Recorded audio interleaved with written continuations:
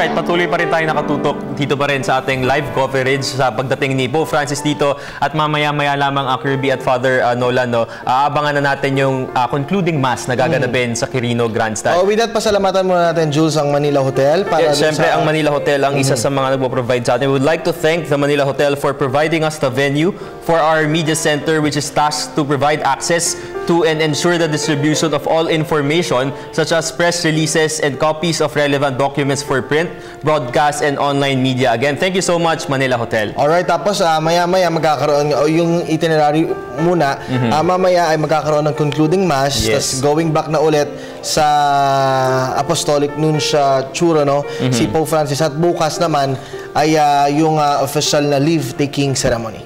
9:45 yan tomorrow morning. Okay, Father and Kirby, kanina no, napanood natin doon sa VTR before going back here, na si Pope Francis ay Pope of First. Diba? Sinasabi na siya ang pinakaunang Jesuit Pope, first from the Americas, first from the Southern Hemisphere, first non-European Pope since 741, kung saan isang Syrian ang naging Pope si Gregory III. So Father, so far, 2 years pa lang siyang nakaupo bilang Pope. Ano na ba ang epekto niya sa buong mundo, lalo na sa Catholic Church? Nakakatuwa yung first na yan. Naalala ko pag pinag-uusapan yung na first, sabi ko, wow, siguro paalala sa atin that God should be first in everything. Di ba? So, yun ang naalala ko palagi. Pangalawa, makikita natin na yung ginagawa naman ni Pope Francis, ito talaga yung iniutos ni Jesus na dapat gawin natin. At gawin ng mga lingkod ng Diyos, no?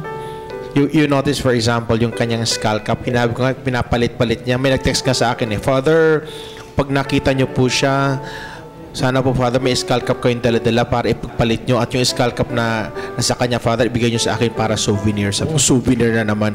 Yung mga Pilipino, kasi parang lahat lang souvenir. I look forward that the event, the visit of the Holy Father, will really become a renewal for all of us. That's right. No? Renewal po ito. Lahat tayo, pagkatapos ng kanyang bisita, tayo magiging bago. Bagong muli ang pananampalataya, aalab muli. Lahat gusto maglingkod sa Diyos. Lahat gustong gumawa ng tama. Lahat hindi magnanakaw. No? Lahat hindi maging ambisyoso. Lahat hindi magchichismis. Lahat hindi maninira ng kapwa. No? First yun, no? Pag nangyari yon, first time in the Philippines that after the visit, may kakaibang nangyari. Instant effect agad. Yes. Pero tsaka nakakatuwa rin, no? From the first day hanggang sa mga oras na ito, wala pang naitatala ang Philippine National Police, ang pamahalaan ng kahit anong insidenteng masama na nangyari po sa pagbisita ng Santo Papa sa ating bansa. So talagang nakafocus yung ating mga kababayan na tumutok doon sa mahalagang pagbisitang ito ng Santo Papa. Correct, nakakatuwa nga eh. Totoo daw ha, since daw na dumating si Pope Francis, walang isnachan. Walang try. Wala daw. Samantala yung mga tao, dikit na dikit eh. Wala daw nangyaring ganun. At natuwa ako, nakita ko yung mga tao, yung parang nung EDSA Revolution na nangyari, no? Lahat ng mga tao, yung mga dalang mga itlog, binibigay sa kanila, mga nag-share yung mga candies, lahat. At lahat, kahit yung iba natatamaan na sa pasiksikan, walang mga reaksyon na kakaiba. Lumalabas kasi Father and Kirby para sa naging national retreat ng lahat ng mga Pilipino, di ba? So ano kayang pakiramdam nun, Father, no? Nasa lahat ng mga Pilipino, parang may dumating tayo na retreat master sa katauhan ni Pope Francis. At yung pakiramdam kasi, di ba, very solemn, parang ang hirap gumawa ng mali, which is bad naman talaga in the very first place. Pero alam mo yun, parang dapat tuwid lang yung gagawin mo eh. Oh, correct. Di ba, lahat naman kayo nag-retreat, di ba? After the retreat, yung mga few days, very critical yan. Di ba? Few days. Kaya nga sabi ko, hamon sa bawat Pilipino na after his visit, doon na makikita natin yung tunay na epekto ng kanyang pagdalaw. Kung tunay talagang naramdaman natin yung binigay sa ating grasya ng Diyos, at ito'y tatanggapin natin, doon na makikita. Kaya hamon sa bawat Pilipino after this, tama ka, parang great retreat master came to visit us, at after that, what? So mahalaga tong hamon sa ating pamahalaan, malagang hamon to sa ating simbahan, malagang hamon sa bawat pamilya, bawat pari, reliyoso, at bawat Pilipino after the visit of Pope Francis. Ano ang mangyayari? Abangan. Sa atin yun. Tsaka sana, wish ko lang din, sana yung mga Katolikong Pilipino mas lumalim pa yung pananampalataya sa Diyos. Kasi parang call na to po, no, Father, na may reason pa, may pag-asa pa para makabangon tayo kung ano man yung mga naranasan natin na mga calamities, kung ano man yung naranasan natin na paghihirap. Ito yung tamang panahon na ilagay natin yung puso at isip natin sa Diyos muna.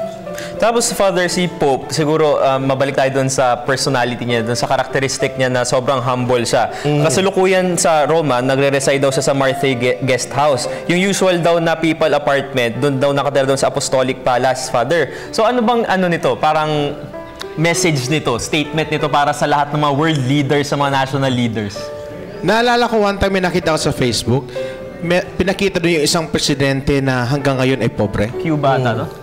I don't know. No? I'll search. Okay. Titingnan natin sa Pilipinas, lahat ng politiko ay mayayaman na dati. Hindi naman karamihan naman sa kanila simpleng pamilya. Pero bakit makatapos maglingkod, yumaman? Yan ang tanong. Diba? Yan ang tanong. Tanong po yan, Siguro, hindi natin baliwala yung pati yung mga naglilingkod sa simbahan, pare, obispo. Paalala sa ating lahat na paulit-ulit itong binabanggit ni Pope Francis, huwag kalilimutan natin ang mga dukha. At mahirap daw maglingkod sa mga dukha kung ikaw mismo hindi rin dukha. Si Jose Mujica po yung tinutukoy natin, presidente ng Uruguay. Okay, siya di ba? Vice President. Nagkita sila ni Pope Francis actually. Galing, Galing. Okay, so talagang consistent, Father, 'di ba? Nakikita natin sa VTR since then yung statement niya on living to be humble up until now, dala-dala niya sa Vatican. At ngayon nga, bibitbit niya dito sa Pilipinas.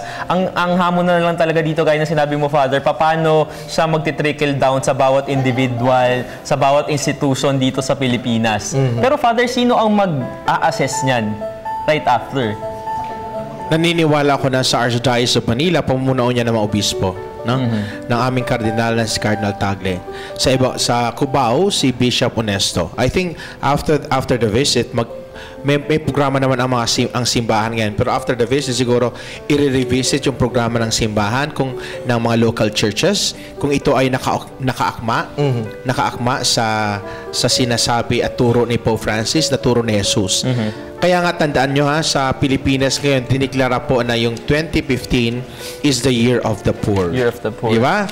And in the whole world, it is also the year of consecrated life. Kaya mahalagang balikan uli yung unang misa na ginanap sa kanyang pagdalaw dito, yung misa sa cathedral. Ito ay misa para sa obispo, misa para sa mga pari, mga religyoso. At there was a special rite during that mass. Yung penitential rite doon, 3 panalangin. Yung 3 panalangin doon, pinapakita doon yung, di ba naalala nyo nung kayo nag-aaral pa, sinasabi yung mga pari at mga obispo, may mga vow sila, di ba? Ano yung vow? Vow? Gano'n ba? Tuwing simula ata ito. Di ba ginawa yung penitential rite, kung naalala nyo, di ba yung sinasabi palagi yung pare at mga madre, may vow sila of poverty, chastity, obedience. Yes. At alam nyo, during the Mass at the Manila Cathedral, inulit yon. Pinaalala yung mga pare religyoso na meron silang vow na gano'n. At may 3 prayers na bawat na ibabanggitin na paalala muli sa mga pare at naglilingkod sa simbahan na yung mga pangako na yun ay dapat uling isabuhay. Okay, Father. In the meantime, before natin pagpatuloy yung mga pag-uusap natin, may VTR tayong papalabas, pero may tanong muna akong gustong pag-isipan muna natin siguro. Kasi maraming mga pinapalabas na bagong, hindi naman sa bago, kumbaga bago from a leader, from the Catholic Church on issues. So is this same approach ba to pero same doctrine pa rin? Kunwari on stands on abortion, artificial contraception, homosexuality. Siguro pag-isipan muna natin yan. Pero in the meantime, alamin naman natin kung ano ba itong mga expectations ng kabataan dito sa patuloy nga na pagbisita ni Pope Francis dito sa Pilipinas. So ngayon natin ito. Ina-expect natin sa pagdating na ito ni Pope Francis, ma-heighten yung faith ng mga students dito and ma-realize nila kung anong goal nila as a youth. Ganun. Dahil yun naman talaga yung purpose ni Pope Francis ba siya punta dito. Sobrang honored kasi mas parang yung school is, di ba, kilala na siya. So dahil dito sa historical event na to, baka mas lalo pang makilala ang UST, hindi lang sa Philippines, pati sa world. So very, very honored. Blessed po. Kasi po, syempre, Pope po yun. Parang lahat din po kami na-excite. So, lahat po kami gustong makita siya, ganun. Kasi bihira po kasi syempre pong pumunta yung Pope dito. Parang ngayon na lang po ulit, after how many years.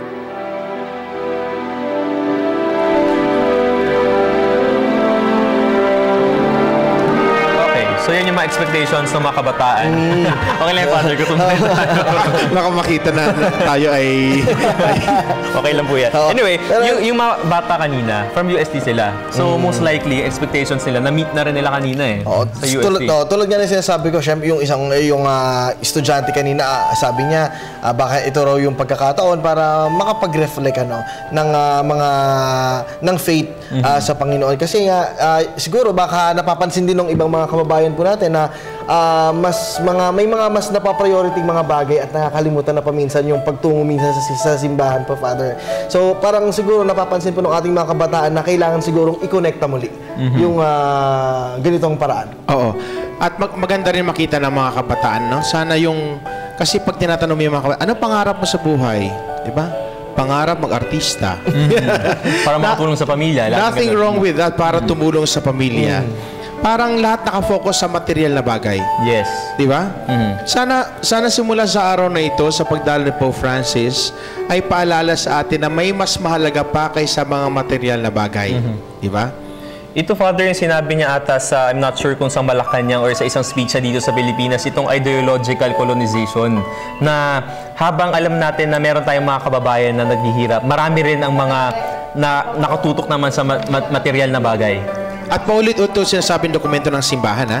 At sinabi na ito ni Pope Benedict, at sinabi ito ni Pope Francis that poverty is a scandal. Yes. It is a scandal.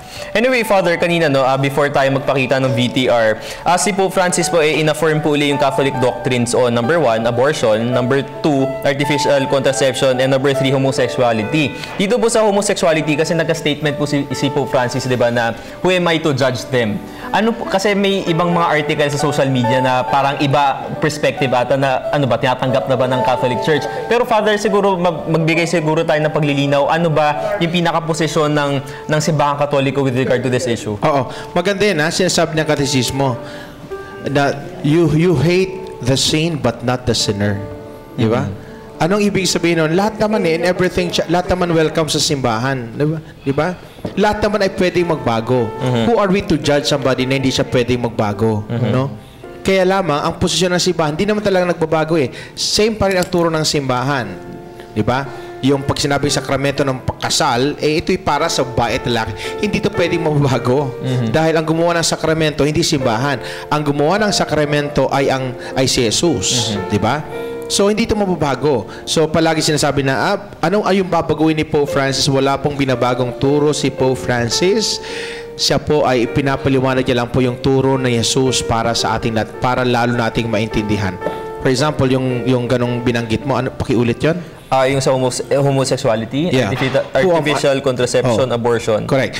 Yung homosexuality, yung nabanggit, who am I to judge them?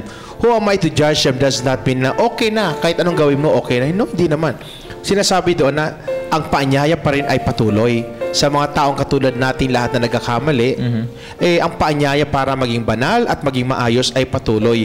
Hindi yung nagtatapos na okay na, ganito na ako, no?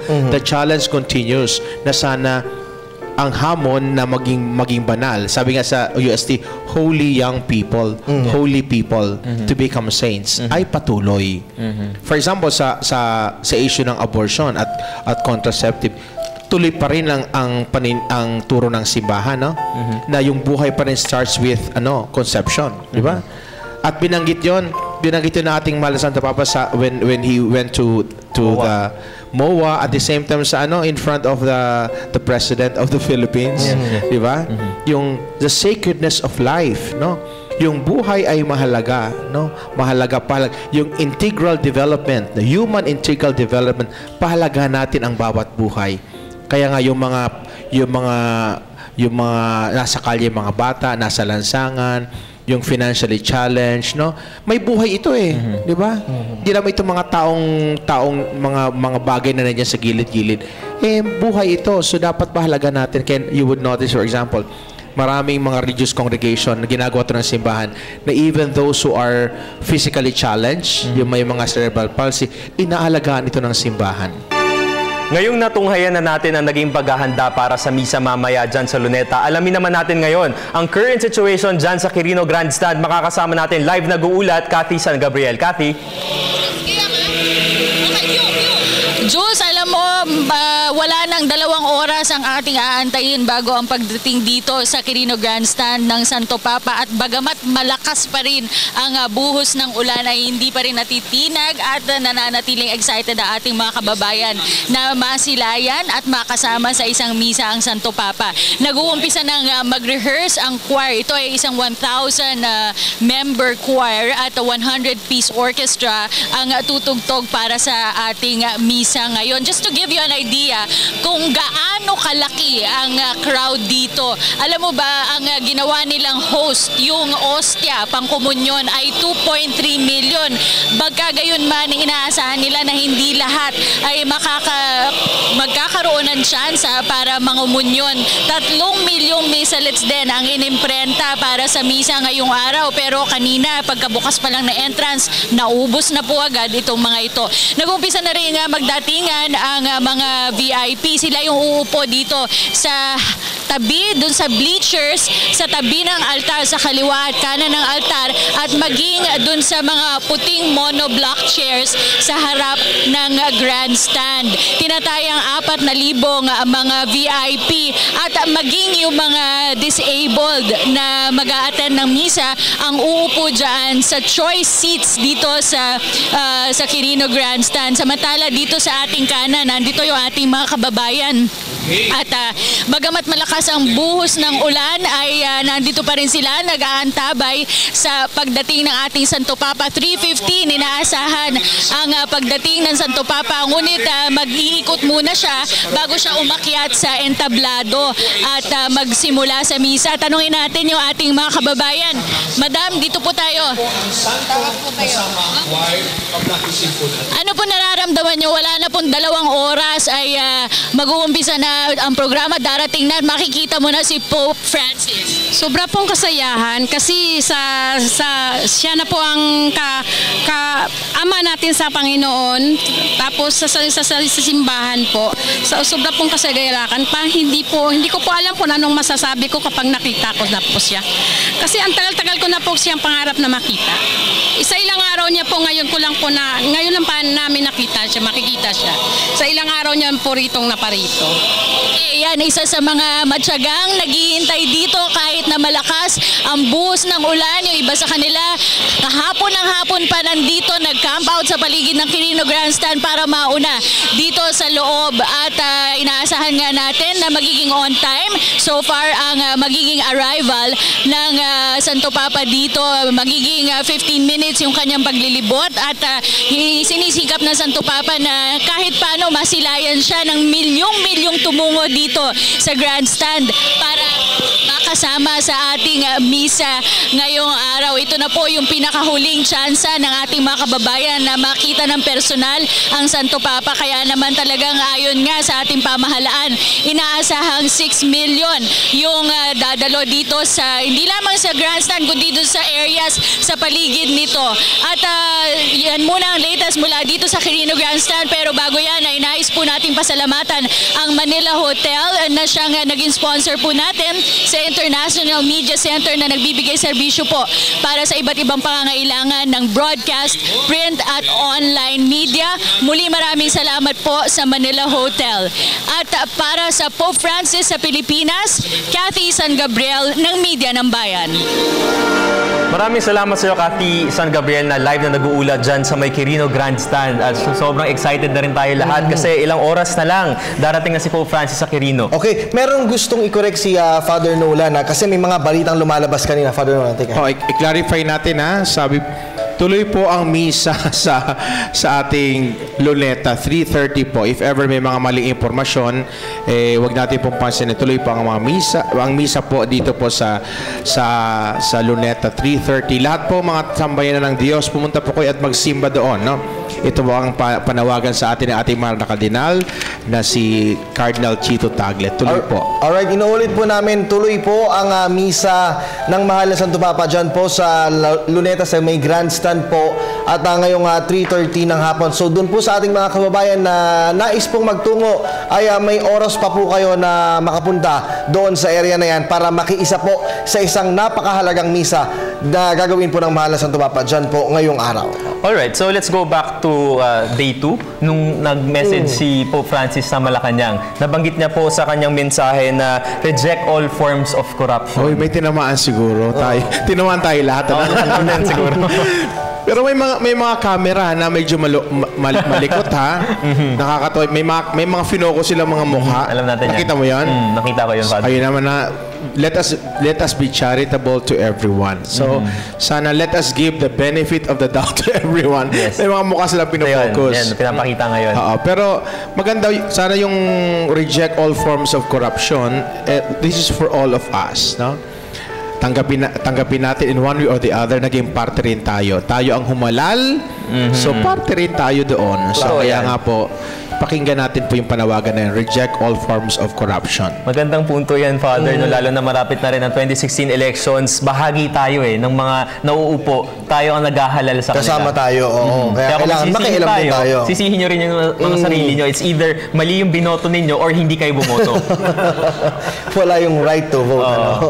Okay, so Father, yung reject all forms of corruption, hindi lang din naman sa individuals to, sa personalities, even in institutions. So sa tingin nyo, Father, yung point na tinanong ko kanina, sino yung mag-a-assess? Kasi lalo na sa non-Catholics din. Kasi of course, 100 million yung population natin and hindi rin naman Catholics lahat. So, paano natin masisiguro na itong message na to ni Pope Francis ay talaga magta-transcend beyond the Roman Catholic Church? Siguro makita naman natin na kanina rin may ginanap before ata nung may ginanap kayo sa US, may encounter with the young people. Merong dialogue with the religious leaders. Nang ibig sabihin nito, pinapakinggan, no, yung mga salita ng ating mahal na Santo Papa na galing sa turo ng ating simbahan, na galing kay Jesus, ay pinapakinggan ng lahat. For example, common grounds. Ano yung common grounds?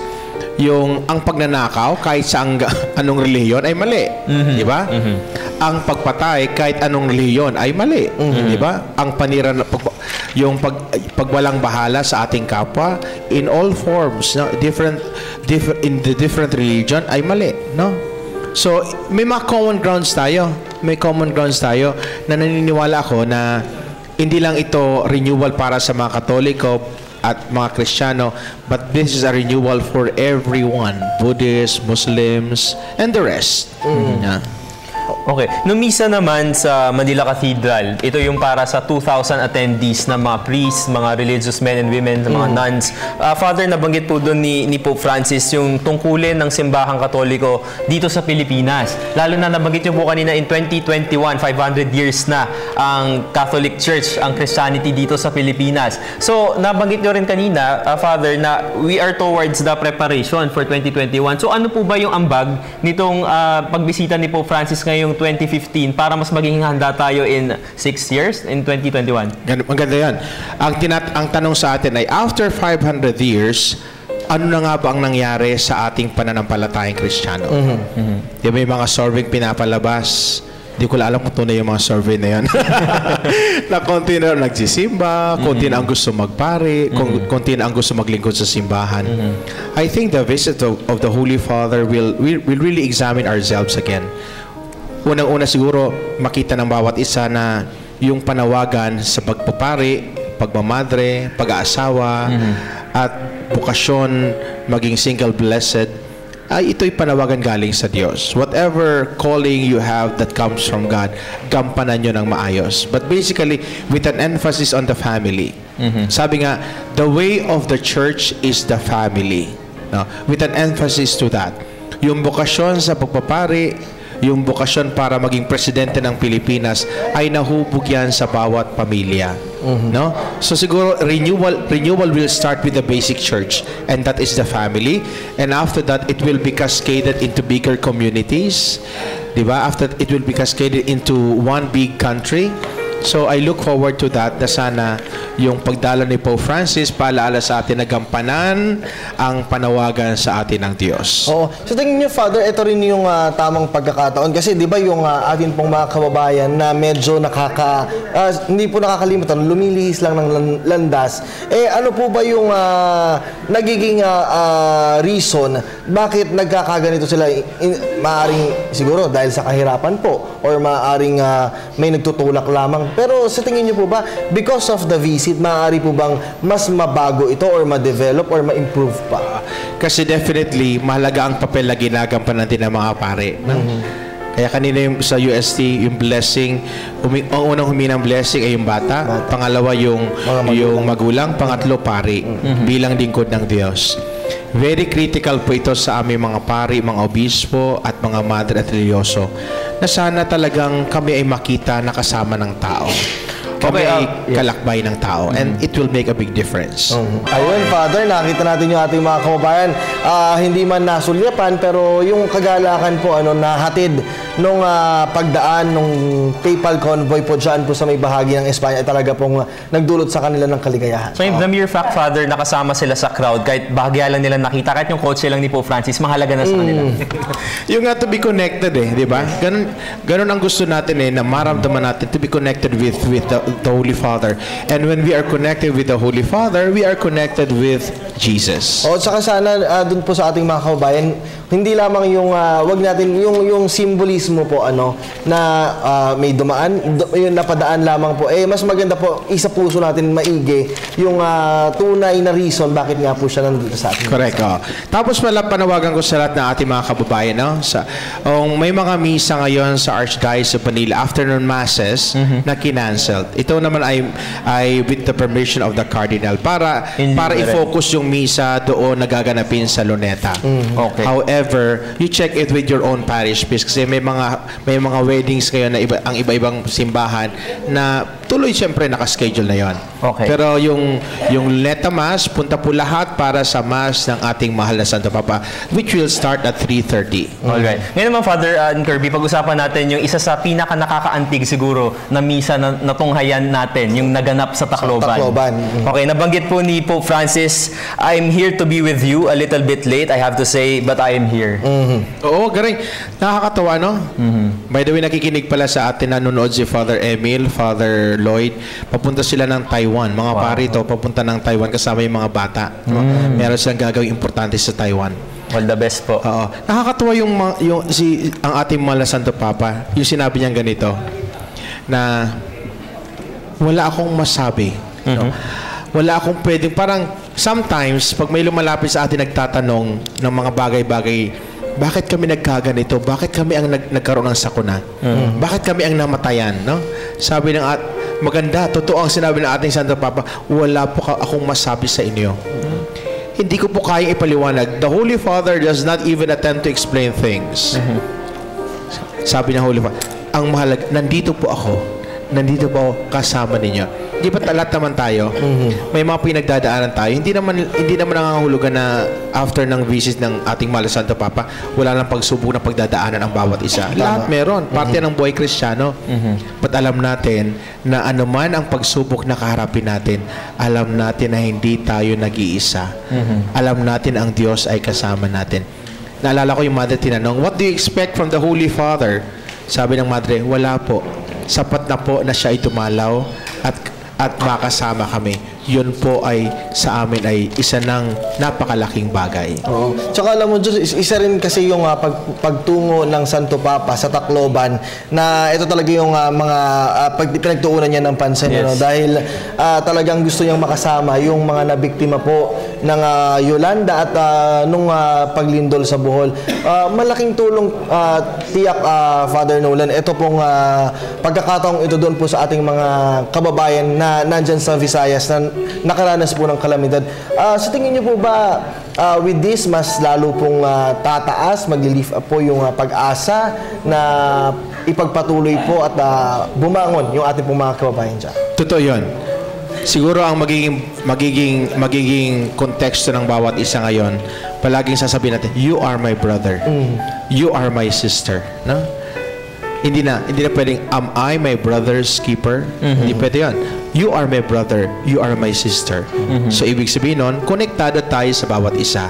Nang ibig sabihin nun, kung konektado tayo sa bawat isa, ang sakit ng isa ay sakit ng lahat. Di ba? Ang saya ng isa ay saya ng lahat. Ganyan ang isang pamilya. At naway ganyan ang ating bayan, ganyan ang ating simbahan. Father, nabanggit din ni Pope sa Tacloban, this is what comes from my heart. Forgive me if I have no words to express myself. Diba? Na mula mismo puso sa puso, yun na yung humili niya eh. So gaano po kahalaga to na sa pa mismo humingi na siya ng paumanhin, wala akong masasabi sa inyo, pero kasama ko kayo. Totoo yun. Kami mga pare pa nagmimisa kami sa patay. Ako pag nagmimisa ako ng patay, wala akong masabi. Ano papaliwanag ko kung anong kahulugan sila eh, diba? Anong paliwanag ko kung anong kahulugan ng kamatayan? Nawala sila eh. Nawalan sila eh.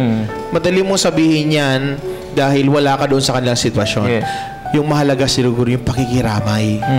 Kaya mercy and compassion. Yung mercy siguro para sa akin, yung mercy, ito yung pag sa isipan nito. Yung compassion talaga is pagkilos eh. Yung root word nga ng compassion sa akin ay compass eh. Yung compass eh, kung sino ang may hirap, yun ang tulungan mo. Alam mo sa Biblia, Kirby and Jules, neighbor, pag sinabing neighbor, hindi yung katabi. We are not simply neighbors dahil magkatabi tayo. Ang neighbor is anyone who is in need is your neighbor. Talagang maganda po yung naging pagbisita ng Santo Papa sa ating bansa. Talagang kahit po na-cut short yung iba pong mga series of activities niya doon sa Tacloban dahil nga po sa Bagyong Amang ay talagang kahit mabilis ay ginawa pa rin niya ng paraan na ma-meet lahat ng kanyang activities, especially yung lunch with Yolanda survivors at saka po sa mga nabiktima ng earthquake, tsaka yung bindisyon din po dito sa Pope Francis Center for the Poor. Tapos yung mass grave din, talaga pong kahit dumaan lamang siya ay talagang binasbasan niya po ito. Para na rin po syempre dun sa yung reason na alam ng ating mga kababayan na talagang nandyan ang Panginoon, na hindi sila iiwanan kahit sa anong mangyari. Okay. Father Nolan, patapos na ang pagbisita ni Pope Francis. Tomorrow morning, pabalik na siya ng Roma. And sinasabi nga na malaking bagay itong pagbisita ni Pope towards our celebration of the 500th year of the Catholic Church here in the Philippines. So by then, when we reach the 500 years of the Catholic Church, ano na ba dapat ang estado ng simbahan Katoliko sa Pilipinas? Tandaan nyo ha, ang konteksto ng ating mahal na Santo Papa pag sinabi ang simbahan, missionary church. Nang ibig sabihin, sinabi ito ni John Paul II, St. John Paul II sa kanyang pagdalaw, we have an important place to, we have an important role to play in Asia. Diba? Hindi lamang titingnan natin yung Katoliko sa Pilipinas. Meron tayong responsibilidad na tingnan din yung mga Katoliko sa karatig bansa natin. We should become missionaries. Kaya nga, isa sa mga binigyang emphasis din ni Pope Francis ay yung mga Pilipino na nagtatrabaho sa ibang bansa. They call it the Filipino in diaspora, na kung saan si Ril ay mga misyonero. No, sana ang bawat isa sa atin ay maging misyonero na nang ibig sabihin nito, ano man ang ginagawa natin, makilala ng iba na ang Diyos na sinusunod natin. For example, kayo, mga anchor kayo din sa PTB4, sana sa inyong mga salita, sa inyong mga pagkilos, makilala nila, hindi lamang yung PTB4, hindi lamang kayo, higit ng lalo makilala ang Diyos. Ay, Kristiyano itong dalawa. Yan. Okay, Father Nolan and Kirby, napag-usapan na natin yung iba't ibang mga punto sa pagdating ni Pope Francis dito sa Pilipinas. At yun nga, nabanggit ko rin na patapos na yung trip ni Pope Francis sa talagang pinaghandaan natin itong lahat. So, siguro po, Father, sa bawat sektor sa lipunan, especially sa mga kababayan nating may paghihirap sa buhay nila, ano po yung dapat nilang makuha kay Pope Francis na maisabuhay nila? Yeah, unang-una sa lahat, 'di ba? Nakita natin na yung witnessing ng yung families doon, yung unang pamilya doon ay yung mga mahirap na pamilya. Yes. Yung pangalawa yung family with person with disability. Pangatlo yung OFW, 'di ba? Siguro makita natin, tingnan natin yung buhay ni Kristo na ang tawag ng Paschal Mysteries. Life, death, and resurrection. Ito yung buhay ng bawat isa sa atin na pinagdadaanan natin. Kung minsan masaya, kung minsan malungkot, kung minsan magaan ang buhay, kung minsan mahirap. Sa mga pagkakataon na ito, hindi naman tayo iniiwan ng Diyos. Yung goal ng buhay ay hindi para yumaman. Yung goal ng buhay ay hindi para maging masaya sa lahat ng oras. Yung goal ng buhay ay para makasama ang Diyos sa lahat ng pagkakataon. Because let's face it, even after the visit, lahat tayo pagdadaanan. Nasa lupa pa tayo eh. Wala pa tayo sa langit. We look forward to that. Wherein, tapos na yung paghihirap. But ngayon muna, ang ramdamin natin na tayo ay mahal ng Diyos. Yes. Kung tayo ay mahal ng Diyos, ang bawat isa ay kikilos para sa iba. Gagawin yung gusto ng Diyos. And I suppose after this visit, lahat tayo gustong gumawa ng kabutihan para sa ating kapwa. Oo, tama yun. Tsaka hindi naman porke tapos na yung pagbisita ni Father ni Pope Francis sa ating bansa, tapos na rin yung dahilan. Siguro ito rin po yung simula para maumpisahan po natin yung mga dapat nating umpisahan at mapagbigyan natin ng pansin yung mga dapat natin bigyan ng pansin. Oo, yung buhay pamilya, ikaw, di madali. Sa umpisa, madali nakangiti. Di ba? Di ba? Ikaw, buhay binata, hindi madali. Di ba? Buhay ng pare, hindi rin madali. Sa kabila noon, alam natin na ang Diyos kasama natin. Hindi porke hindi madali, hindi tayo pwedeng umiti. Di ba? Hindi porke mahirap, may problema ka, hindi ka pwedeng umiti. Hindi, ngingiti ka pa rin dahil ang Diyos ay kasama mo. And that is enough. No? Yeah. Sumasang-ayon sa akin na ating direktor. Okay, Father, nabanggit nyo kanina na sobrang mahalaga ang tungkulin ng Pilipinas para palaganapin ang Simbahang Katolika sa Asia. At ngayong January 2015, nagsimula na rin kasi yung ASEAN integration.